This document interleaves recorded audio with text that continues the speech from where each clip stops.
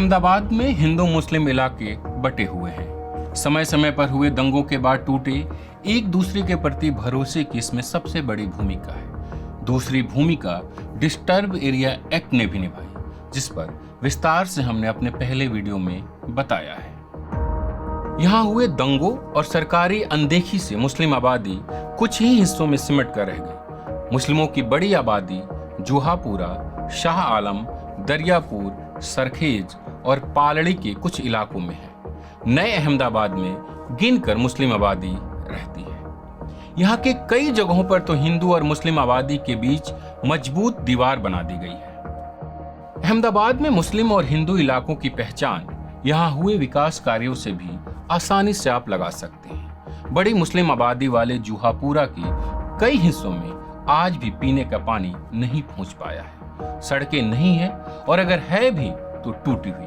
Park नहीं है। सरकारी आंकड़ों के मुताबिक गुजरात में 100% घरों तक नल जल योजना के तहत पानी पहुंच चुका है, लेकिन जमीनी हकीकत कुछ और ही है। यह कॉलोनी साल 2002 में हुए दंगा के पीड़ितों की है।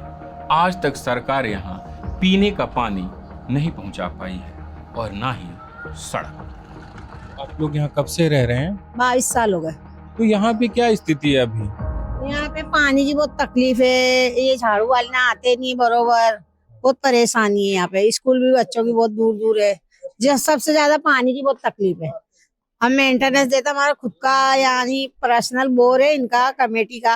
एक टाइम पानी देते, एक टाइम ही बस सुबह में 6:30, फिर उसके बाद नहीं देते। सरकारी जो पानी है नर्मदा वालों आपके यहाँ नहीं आया? नहीं आया, अभी तक नहीं आया। 22 साल हो गए। रोज हमने मीटिंग भी करी, वहाँ पे भी गए, फिर भी नहीं आए। कोई भी आता ही नहीं है। अरे जो बोर का पानी है आपके यहाँ का, वो पीने लायक होता है? नहीं, हम बाहर से बिस्लेरी पानी मंगाते, बोतलें मंगाते। 80 रुपए की 4 बोतल लाते, जब पानी भी पीते और खाना भी बनाते उससे। तो जो आपका पानी आ रहा है बोर का, उससे खाना भी नहीं बना सकते? नहीं, खारा बहुत होता है। खारा बहुत होता है, उससे हम नहीं कर सकते।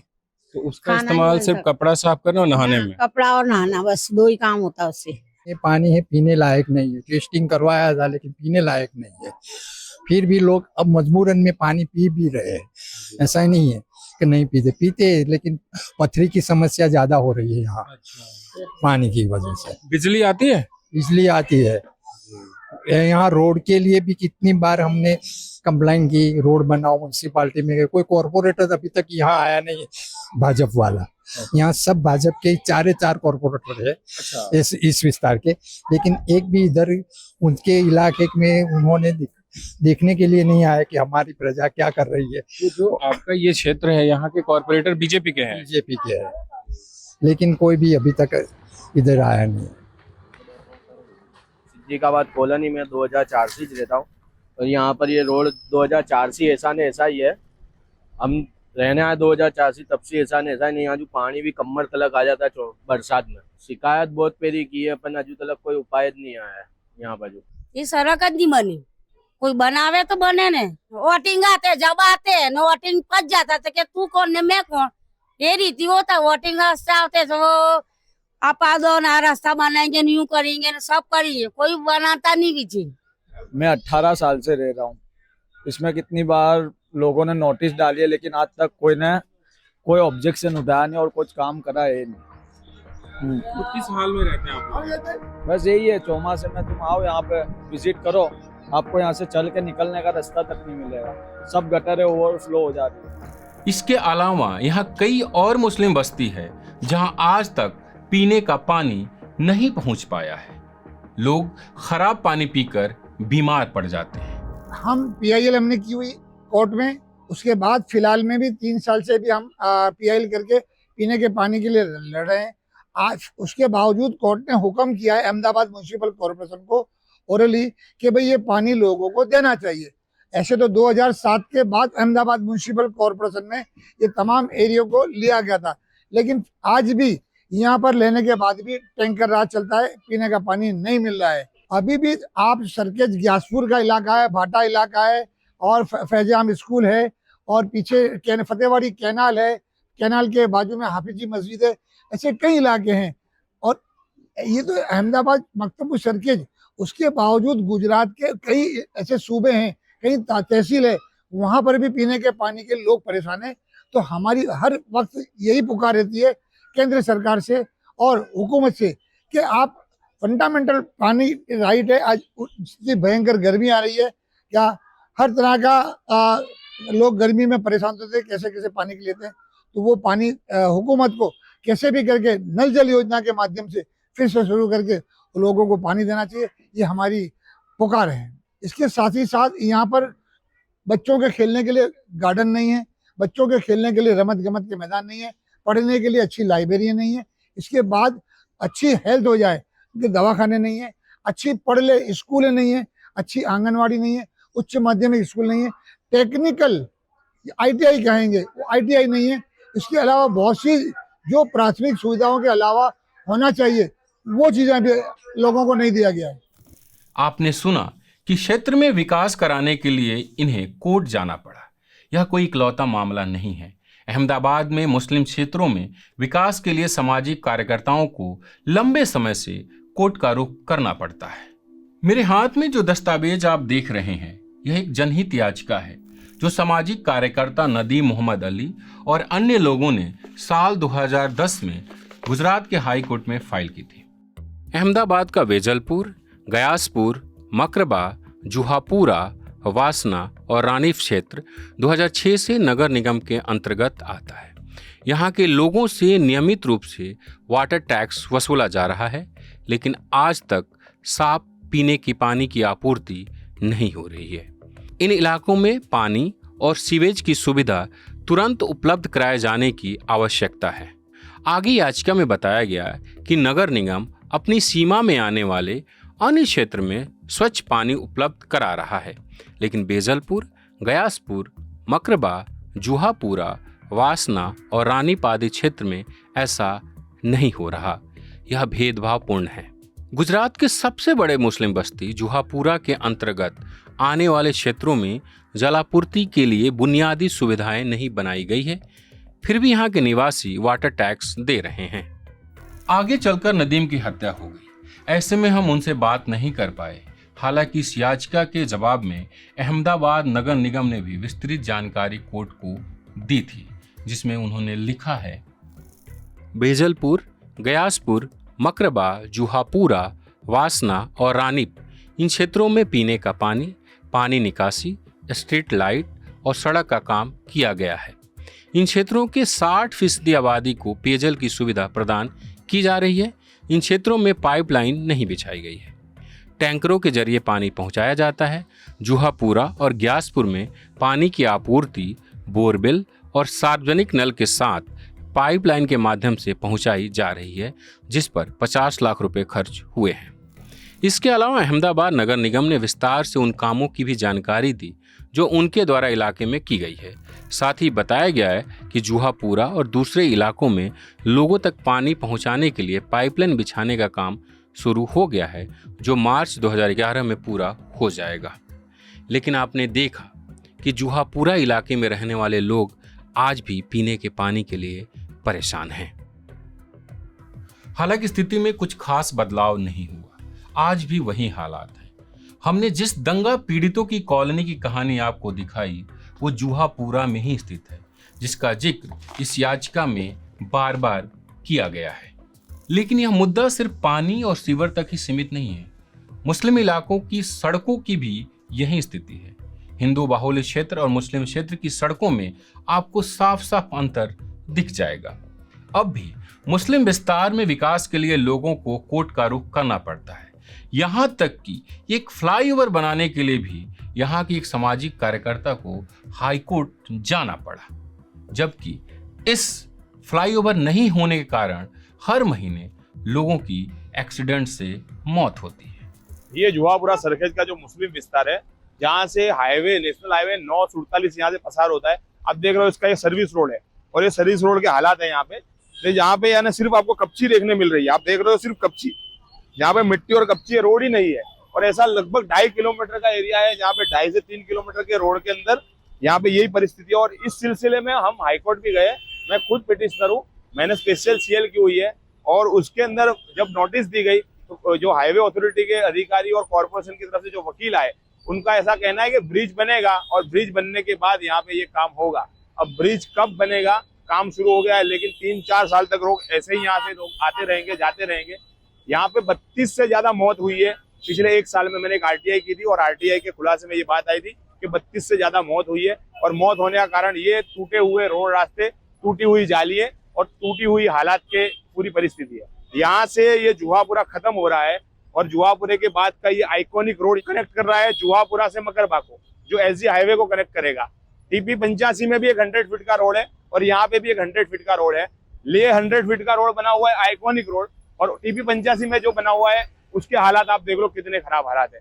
तो यहाँ से ये कनेक्ट होगा, ये जाएगा सैटेलाइट की तरफ, एसजी हाईवे की तरफ। और इस रोड के ऊपर आप देख रहे हो इतनी अच्छी लाइट है, इतनी अच्छी सजावट, और ये फिलहाल में इसका काम चल रहा है। यहाँ पे गार्डन साइड में बन रहा है, पार्किंग की व्यवस्था हो रही है, सारी व्यवस्था। और जुहापुरे के रोड रास्ते पे देखोगे तो वहाँ पे रोड के ऊपर इस तरह का जिब्रा क्रॉसिंग भी आपको देखने नहीं मिलेगा।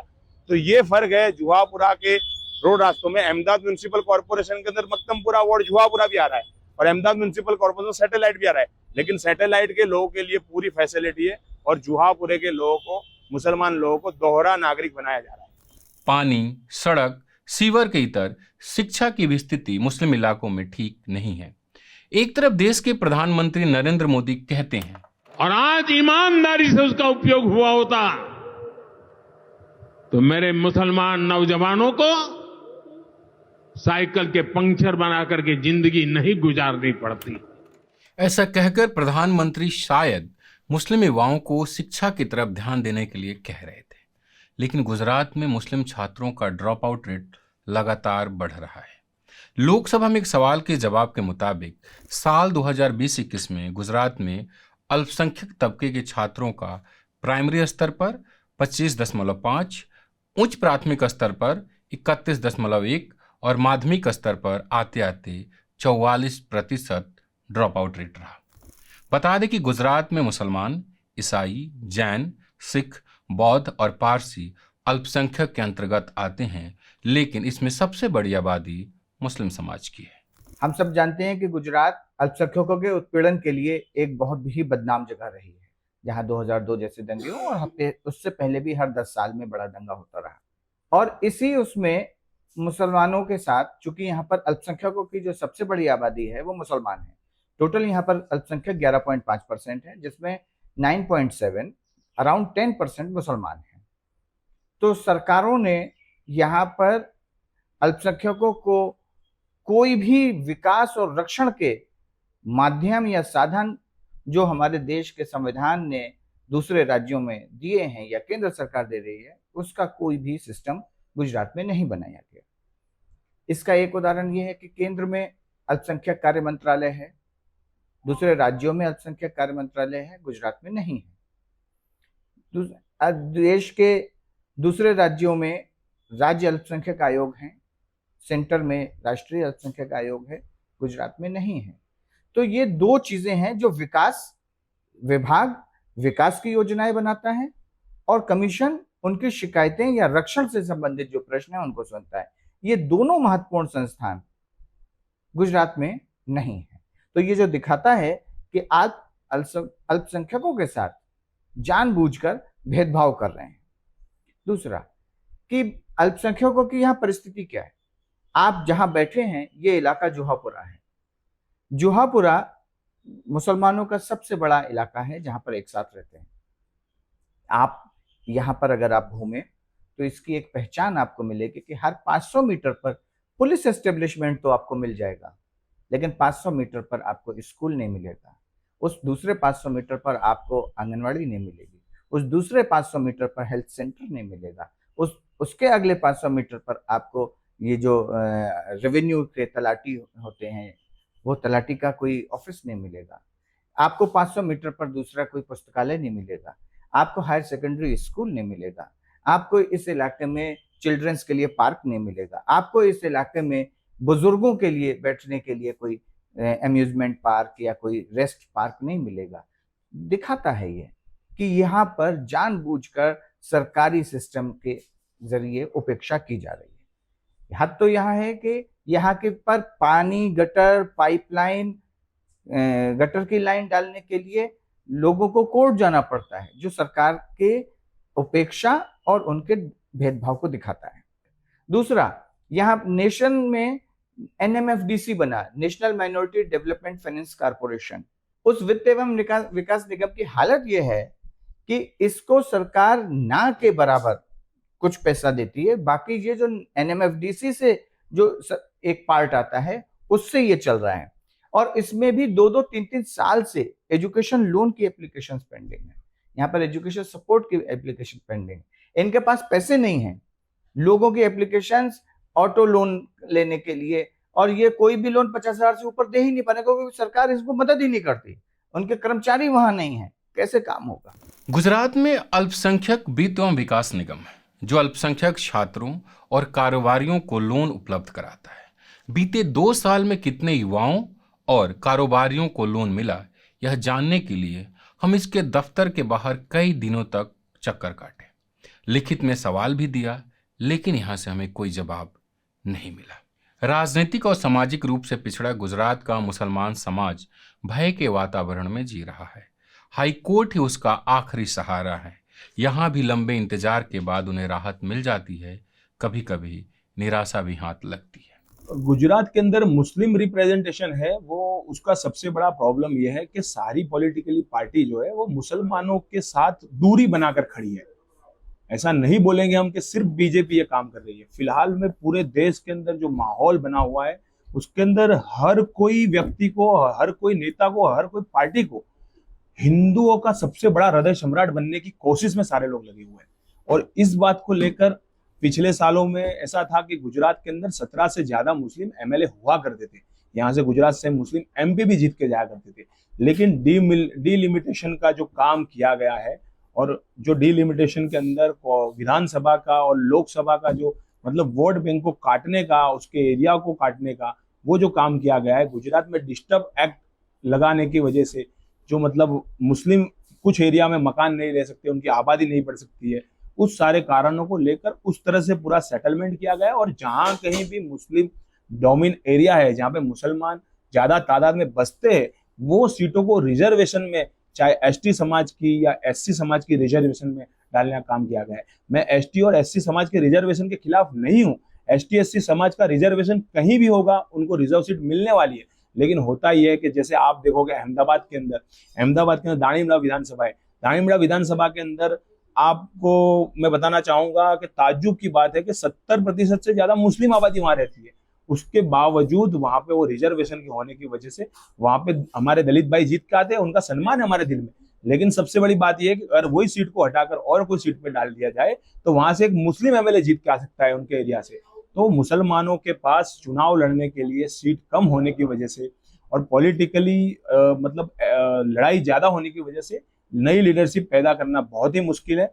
और उनकी लड़ाई अंदर की लड़ाई हो जाती है मुसलमानों के लीडर की।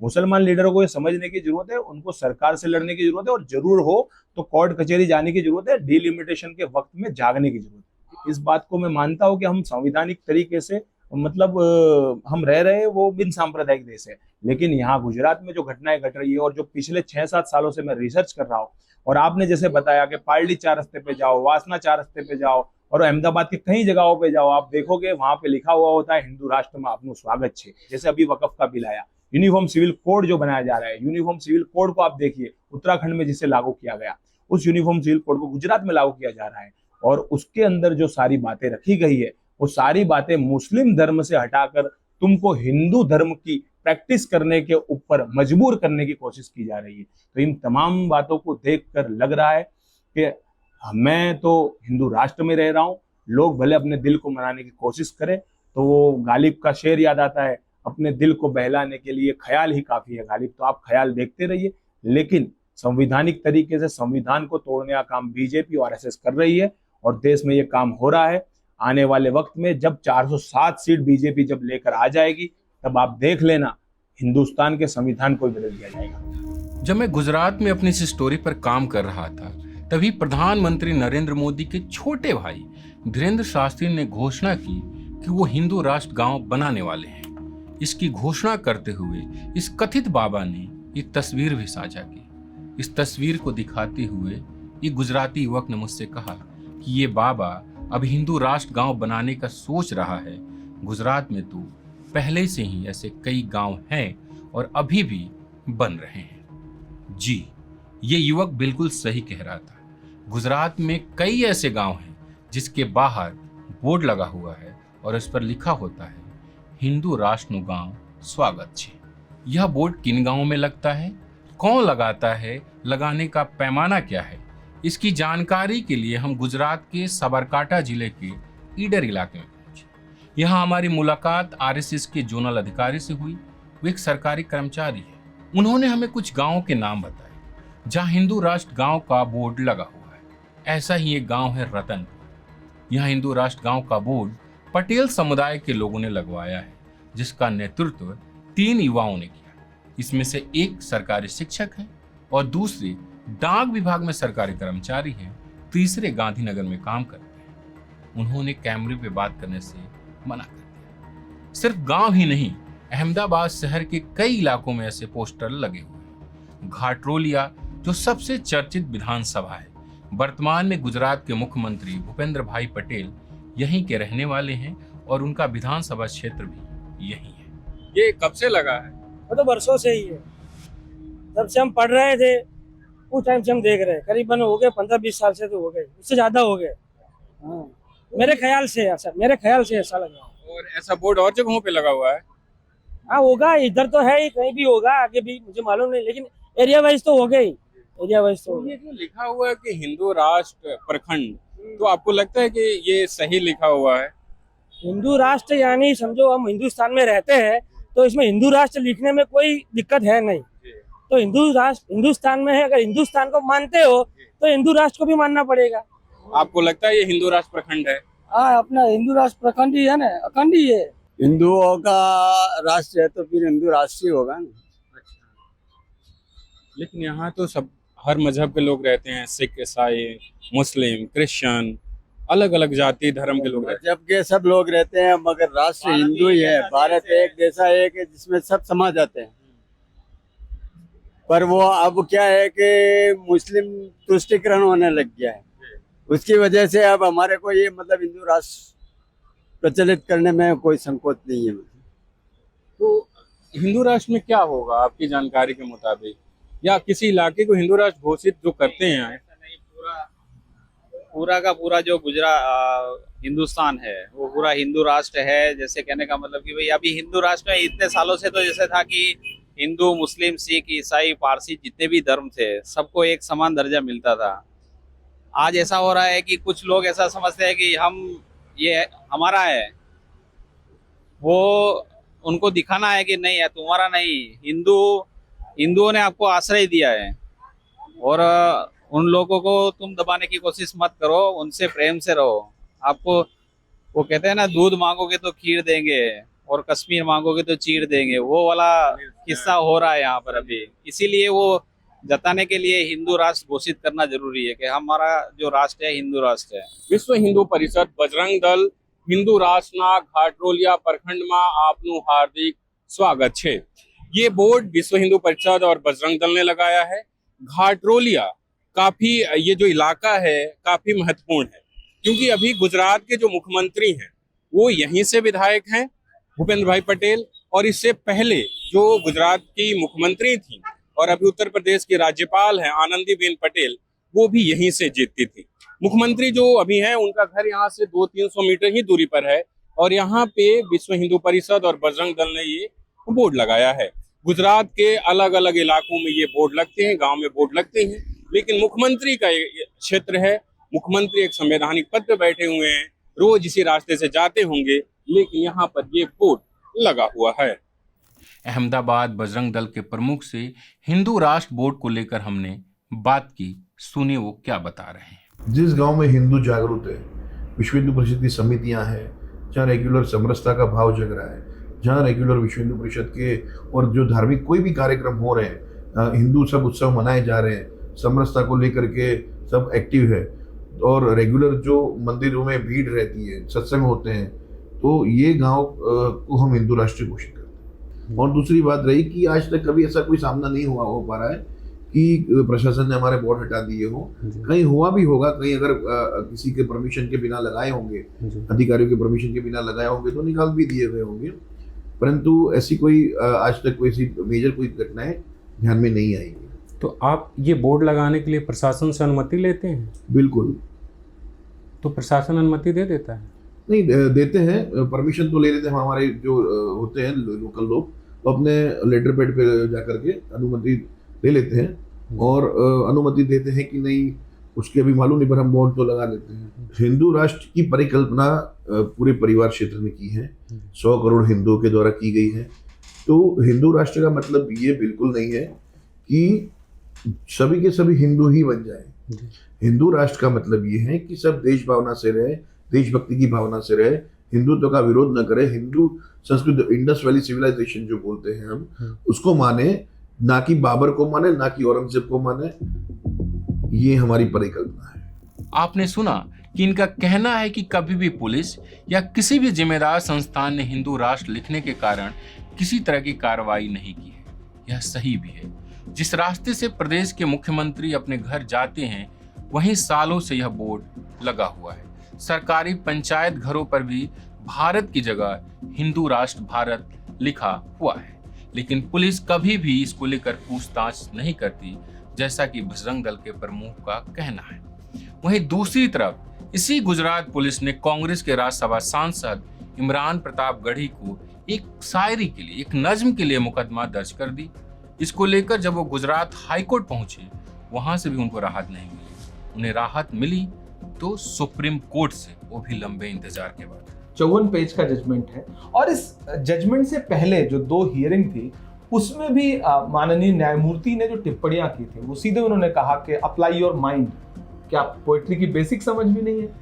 और उधर से कौन, सॉलिसिटर जनरल साहब अपीयर हो रहे थे। आप सोचिए ना, इस छोटे से केस में अपीयर किसको किया जा रहा है, तुषार मेहता। और आप अंदाजा लगाओ सौरभ भाई कि मैं मेंबर ऑफ पार्लियामेंट, मुझे हाई कोर्ट से न्याय नहीं मिला, रिलीफ नहीं मिला, मुझे सुप्रीम कोर्ट आना पड़ा।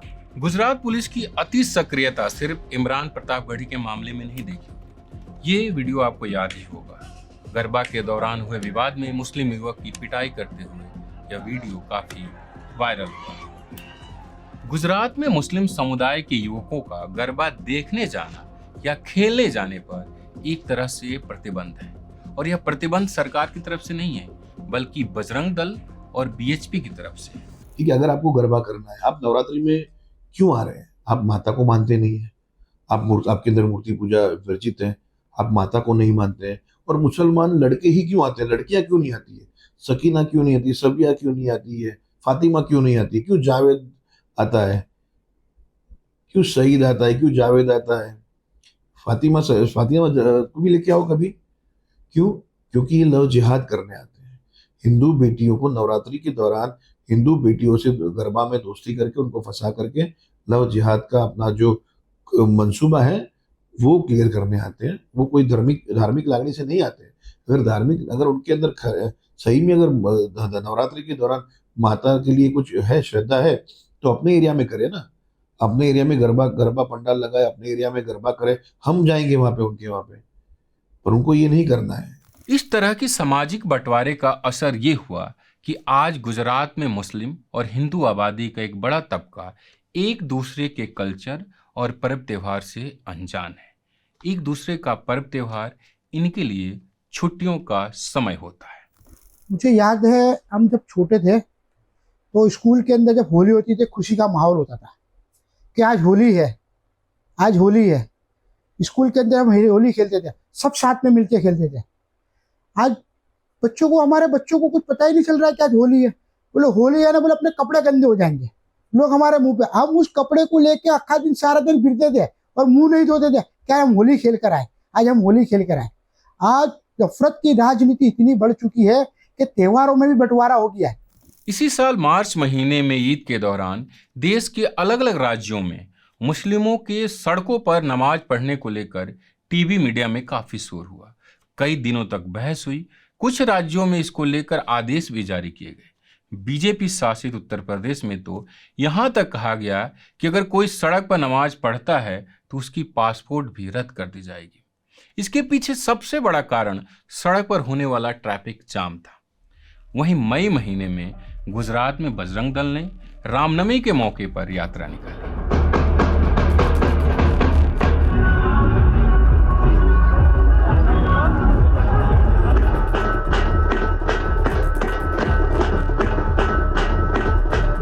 अहमदाबाद के प्रेम दरवाजे से शुरू होकर यात्रा घंटों तक चली। एक तरफ का रास्ता घंटों जाम रहा, बंद ही रहा। आप इस यात्रा की तस्वीरों को देखिए।